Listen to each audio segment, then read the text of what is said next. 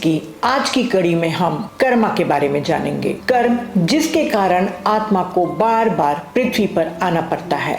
आज लगभग हर किसी ने कर्म के बारे में सुना है और कम से कम इसका अर्थ क्या है इसके बारे में थोड़ी बहुत समझ है, लेकिन वास्तव में इसका क्या मतलब है और यह कैसे काम करता है। कर्म और रीइंकार्नेशन को दुनिया के सबसे पुराने धर्म हिंदू, बुद्धिस्ट, ताओइज्म, सिखिज्म सभी ने स्पष्ट रूप से व्यक्त किया है, परंतु बहुत से लोग इस महान और प्राचीन आध्यात्मिक शिक्षा को गलत समझते हैं और गलत व्याख्या करते हैं। टॉर्कम सर्डियन ने कहा है कि हमें ईश्वर से नहीं बल्कि अपने कर्मों से डरना चाहिए और बुरे कर्म का मुख्य कारण अज्ञानता है। तो चलिए फ्रेंड्स, हम कुछ पॉइंट्स के द्वारा कर्म के नियम को बेहतर और अधिक प्रैक्टिकल वे में समझने की कोशिश करेंगे। संस्कृत भाषा में कर्म का अर्थ एक्शन, क्रिया है।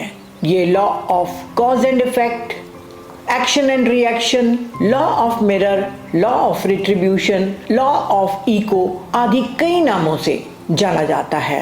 हम हर पल अपने हर कार्य, अपने हर शब्द और यहाँ तक के हर विचार और इमोशन के कारण कारणों को गति दे रहे हैं। प्रत्येक कारण हमारा गतिशील है और इसलिए उससे संबंधित एक संगत इफेक्ट होता है जो क्रिएट करने वाले के पास वापस आता है। ये वो तरीका है जिससे ब्रह्मांड अपनी हार्मनी, बैलेंस और इक्विलिब्रियम यानी कि सामंजस्य, संतुलन और साम्यावस्था को बनाए रखता है। ये नियम अपरिवर्तनीय है। हेलेना ब्लेवस्की के अनुसार कर्म का नियम ब्रह्मांड का अल्टीमेट लॉ है।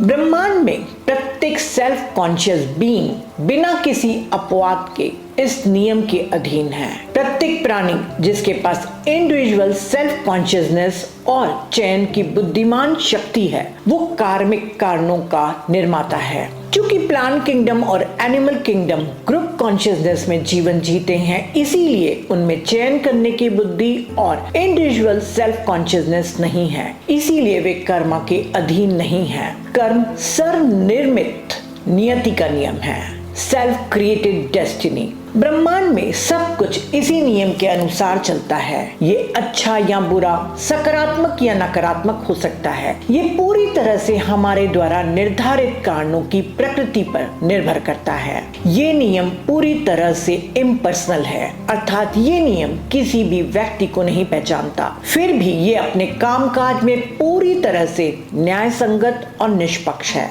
अच्छा और हार्मनी, बुराई और डिसहार्मनी पर्यायवाची हैं। सभी दर्द, पीड़ा हार्मनी की कमी का परिणाम है और इसका कारण किसी न किसी रूप में स्वार्थ है।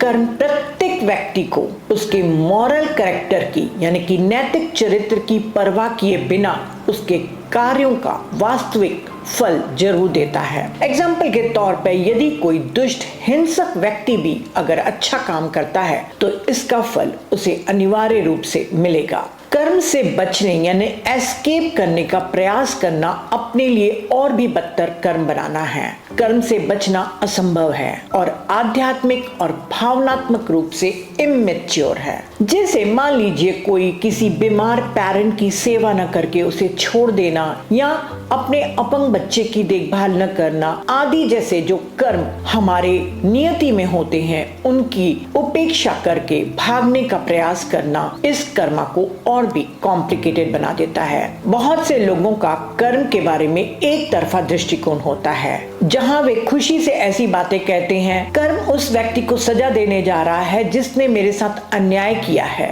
मैं कर्म के द्वारा उन्हें दुखी देखने का इंतजार नहीं कर सकता। वो इस तथ्य को पूरी तरह से नजरअंदाज कर देता है कि यदि उसके स्वयं के नकारात्मक कर्म नहीं होते तो दूसरा व्यक्ति उनके साथ गलत नहीं कर पाता या उन्हें नुकसान नहीं पहुंचा पाता। कर्म कभी भी वन साइडेड नहीं होता। प्रत्येक इफेक्ट का एक कारण होता है और प्रत्येक कारण का एक इफेक्ट यानी कि फल होता है। जो लोग कर्म से दूसरों को सजा मिलने की आशा रखते हैं, वे करुणा की कमी और द्वेषपूर्ण स्वभाव के कारण अपने भविष्य के लिए और भी बदतर कर्म बना रहे हैं। कर्म और रीइंकार्नेशन एक दूसरे से अटूट रूप से जुड़े हुए हैं। आपके पास एक के बिना दूसरा नहीं हो सकता, क्योंकि एक लाइफ टाइम किसी भी तरह से इतना लंबा नहीं है कि उस जीवन काल के दौरान हमने जो भी बीज बोए थे उनकी पूरी फसल प्राप्त किया जा सके। और ये भी क्लियर है कि हमारे वर्तमान जीवन काल के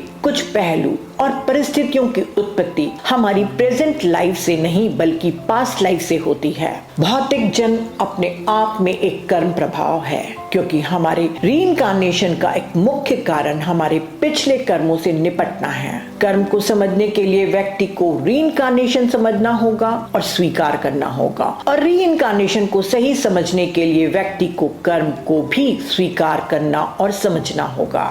ये ऐसा ही है जैसे एक किसान जो अपने खेत का मालिक है, जिस वस्त्र को पहनकर वो बीज बोता है, वो कई बार कपड़े चेंज करके समय आने पर फसल काटता है। वैसे ही शरीर रूपी वस्त्र चाहे कितने भी बदल लें, अपना बोया हमें स्वयं काटना होगा। कर्म के 4 प्रकार हैं। इन्हें संचित कर्म, प्रारब्ध कर्म, क्रियामना और आगामी कर्म कहा जाता है। किसी व्यक्ति का संचित कर्म उसका कार्मिक अकाउंट यानी कि कर्म भंडार होता है, जो उसके पिछले जन्मों के सभी कर्मों का भंडार है, जिनको अभी तक बैलेंस नहीं किया गया है। प्रारब्ध कर्म उस संचित कर्म का एक विशिष्ट भाग है, जिसे व्यक्ति वर्तमान जीवन काल में लेकर आता है और सामना करके अनुभव करता है। यदि सफलतापूर्वक निपटा जाए तो उनके कर्म का वो हिस्सा समाप्त हो जाएगा और नष्ट हो जाएगा। क्रियामना और आगामी कर्म वो प्रेजेंट कर्मा है जिसे हम यहीं और अभी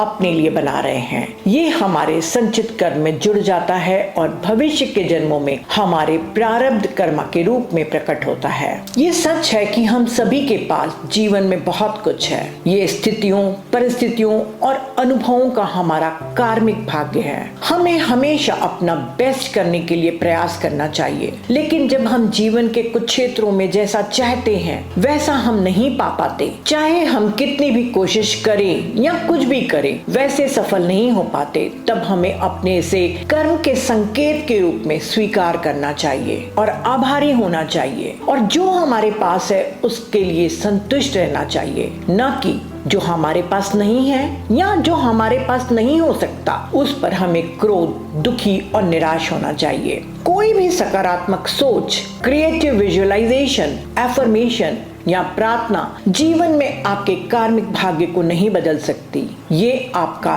प्रारब्ध कर्मा है। ये भाग्यवाद नहीं है, ये सेल्फ क्रिएटेड डेस्टिनी का नियम है। अतीत में आपने अपनी प्रेजेंट को बनाया था और वर्तमान में आप अपने भविष्य को बना रहे हैं। हमारे साथ जो कुछ भी घटित होता है वो या तो कर्म से निर्धारित होता है या कर्म उसे अनुमति देता है, यानी कि कार्मिकली डेस्टिन्ड और कार्मिकली परमिटेड। ये अन्यथा नहीं हो सकता, क्योंकि कर्म के नियम के बाहर कुछ भी नहीं हो सकता। हमारे जीवन में कुछ चीजें विशेष रूप से हमारे कर्मों के परिणाम स्वरूप हमारे साथ घटित होने के लिए नियत है, जबकि अन्य की केवल अनुमति होती है। ऐसी चीजें भी हैं जो हमारे साथ नहीं होती, क्योंकि हमारा कर्म उसकी अनुमति नहीं देता। एग्जाम्पल के तौर पर एक व्यक्ति ए और व्यक्ति बी रात में एक साथ चल रहे हैं। तभी एक पागल आदमी अचानक आता है और व्यक्ति ए को चाकू मार देता है। ऐसा लगता है कि वह व्यक्ति बी को भी चाकू मार देगा,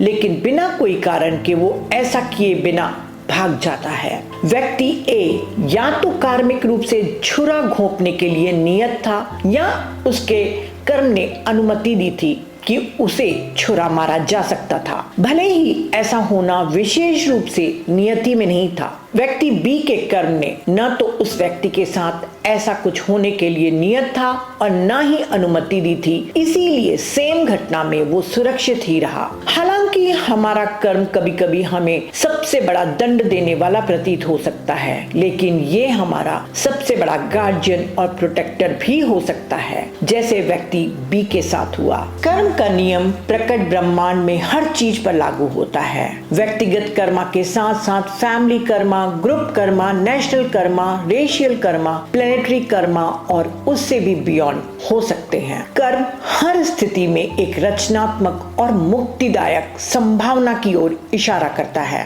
सवाल ये नहीं है कि स्थिति दुखद है या सुखद, बल्कि सवाल यह है कि यह हमें क्या सिखाती है, हमारे आध्यात्मिक विकास के लिए इसमें क्या सबक है। किसी के कर्म के परिणाम या प्रभाव को दो रूपों में वर्णित किया जा सकता है, फल और संस्कार। फल दृश्य या अदृश्य प्रभाव हैं जो आमतौर पर वर्तमान जीवन के भीतर होते हैं। इसके विपरीत संस्कार एक अदृश्य प्रभाव है जो क्रिएटर के अंदर कर्म के कारण उत्पन्न होता है और ये उसके वर्तमान और भविष्य के जीवन में खुशी या दुखी होने की क्षमता को प्रभावित करेगा। यदि कोई व्यक्ति वर्तमान की तुलना में उच्चतर मानसिक क्षमताओं को प्राप्त करने की इच्छा रखता है, यानी आध्यात्मिक प्रगति चाहता है, तो वह उसे प्राप्त करने के लिए यदि कॉन्शियसली एफर्ट भी लगाता है, चाहे वो पूरी तरह से सफल न भी हो पाए, तब भी भविष्य में उसको पाने के लिए वो सुनिश्चित कर सकता है,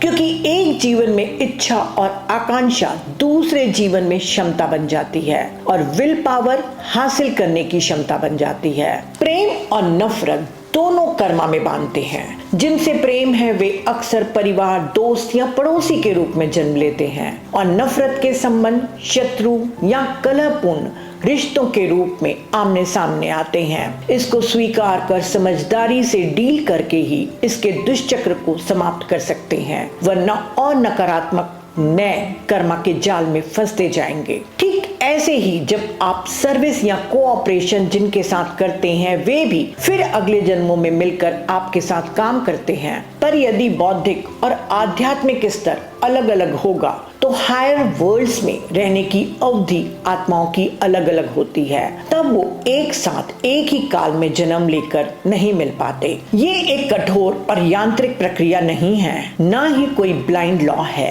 बल्कि एक लचीली, तरल और गतिशील प्रक्रिया है। ये प्रिंसिपल ऑफ जस्टिस पर नहीं बल्कि प्रिंसिपल ऑफ राइटियसनेस पर काम करती है, अर्थात यूनिवर्सल इंटेलिजेंट माइंड कर्म की परिस्थितियों का भी ध्यान रखता है। जैसे एक सैनिक जब देश की सुरक्षा के लिए दुश्मन को मार गिराता है, तब उस पर बुरा कर्म नहीं लगता। कर्म को चुकाने यानी कि उसके पेमेंट के तरीके बहुत से होते हैं। जैसे हम money payments cash, Paytm, Google पे या चेक देकर कर सकते हैं, वैसे ही बुरे कर्मों का भुगतान के कई तरीके होते हैं। जैसे यदि किसी व्यक्ति को आपने पास्ट में हार्म पहुंचाया था, तो इस जन्म में आप उसे मेंटल, फिजिकल या इमोशनल हेल्प कर सकते हैं और कभी कभी अगले जन्म में नौकर या सहायक के रूप में भी सेवा करना कई आत्माएं चुनती हैं। सेवा करने का अवसर पिछले जन्मों में किए गए अच्छे कर्मों के फलस्वरूप मिलता है। जितने अधिक अच्छे कर्म होंगे